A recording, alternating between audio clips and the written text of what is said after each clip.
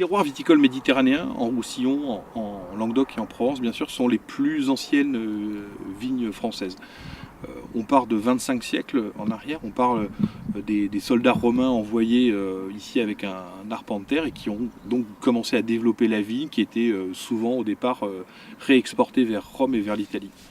Donc on est ici sur les plus anciennes vignes de France, on est aussi sur une évidence de terroir, enfin ce grand amphithéâtre méditerranéen de la frontière espagnole à l'Italie qui regarde vers la mer, a de la maturité, a de la fraîcheur, a l'influence des vents. Et pendant des siècles, c'est ici que se trouvaient les plus beaux terroirs. Ils s'y trouvent toujours d'ailleurs, mais c'était ici que les vins avaient de la renommée. Il y a une petite histoire qu'on raconte qui est assez connue, c'est quand Thomas Jefferson, qui deviendra président des États-Unis, vient en France au XVIIe siècle.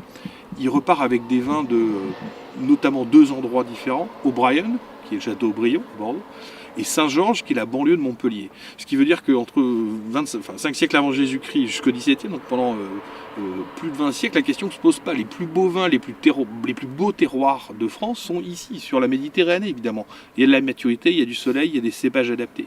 Et c'est que tardivement dans l'histoire de la viticulture, au XIXe siècle, où on va se mettre à planter ici dans la plaine des vignes à des endroits qui ne sont pas forcément adaptés pour faire des vins fins, mais qui sont des endroits en revanche où on peut faire beaucoup de volume, alors que la demande sur le vin ne cesse de croître en France et partout en Europe.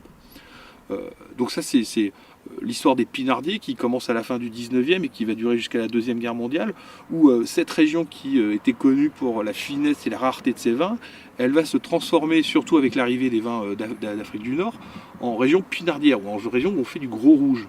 Mais au regard de l'histoire, 50 ans c'est rien sur 25 siècles, et l'idée de ce que nous on voulait faire ici, c'était juste de revenir ici avec ce qu'on avait vu et appris ailleurs pour dire hey, vous avez juste les plus beaux terroirs du monde, les plus anciennes vignes de France, des expressions extraordinaires où la Méditerranée joue avec la pierre, avec le soleil, etc. Et c'est ça qu'on essaye de faire sur les assemblages qu'on fait en Provence, en Roussillon et en Languedoc.